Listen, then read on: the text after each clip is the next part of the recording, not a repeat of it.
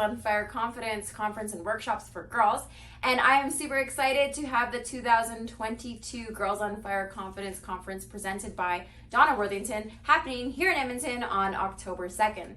So, like you all know, I have 20 amazing women leaders that we have brought from the Edmonton area to support and mentor our girls. And so our series of videos is going to be introducing each one of these ladies and just giving you an idea of who is going to be mentoring and just supporting our girls throughout this event. So I have Marie Lizotte here today from That Decor, and she is a interior designer and window fashions and like all that amazing cool stuff.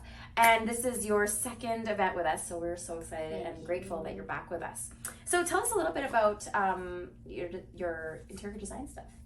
Well, I am an interior decorator. I do a focus on window fashions and all of that fun stuff. I just believe that they're just such an important part of the room that people don't pay enough attention to. So that keeps me quite busy just doing that. And I talk decor with my clients. I give them advice if they're looking for a certain picture. I search for it on my hunt, but I'll just like send them pictures like, do you like, here you go, here's a picture, here's an area rug for you, things like that. So I love that. Yeah. You know what? I need to like do that more in my home. We all do. So, it's never ending piece of art. Like environment, right? Yeah. Like it's about, you know, just expressing yourself. It's fashion. Totally. Yeah. All right. So we're talking a little bit about, you know, going back in time and something that maybe you struggled with as a young girl. Like, was there something that stood out for you? Was it confidence? Were you really shy? Were you bullied? I was very shy, like painfully shy. Like I remember I was going into grade 2 or in grade 2, and I would drop my sister off at her kindergarten class, and then I would leave the school and I would go back and hide underneath the desk until I heard the lunch bell. Then I'd go back and I'd pick my sister up from her kindergarten class.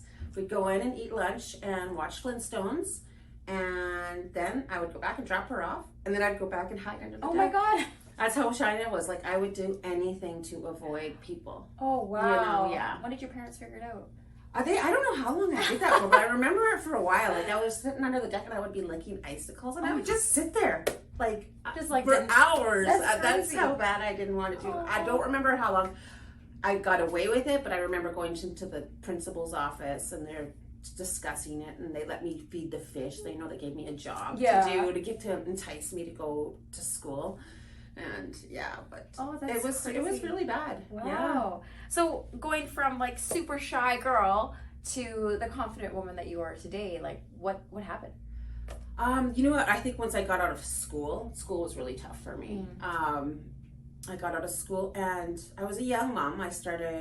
But it was my entrepreneurial journey. You know, I started doing these MLMs like I did Melaleuca, and it was actually Mary Kay that was the biggest impact on me. Yeah. Just that community that they have, and they introduced me to personal development people like the Chicken Soup for the Soul guy, Brent Carlson, Tony Robbins. Like, I bought my first audio book on tape, like legit on tape, was Awaken the Giant Within, when I was probably like 22, 23. Oh, cool. So that was really important to me, just having those, you know, those, being able to start that journey then. And it's just, and I do believe entrepreneurship is all about development. You can't have one without the other. Absolutely. Yeah. That's so cool. Yeah. All right. So I always say, like, full disclosure in this section, sometimes tears come out a little bit, whether it be you or whether it be us. What advice would you give your 10-year-old self? What advice? You know what? I would say, don't worry about being popular. Don't worry about the popular kids liking you. You focus your attention on the friendships that are easy for you to make. And to be a good friend, to have good friends, you have to be a good friend. Absolutely. Okay, so final question. This is a Super Shero themed event. What would be your unique superpower? Shapeshifting. Yeah, I'm a shapeshifter. And I think that kind of boils down to being adaptable. Yeah. I've been very adaptable in my life. And we have to be. And like, we can't be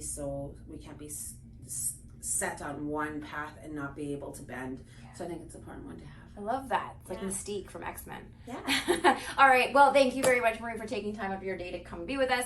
We're so pumped to have you back at the conference, and we will see you all on October 2nd.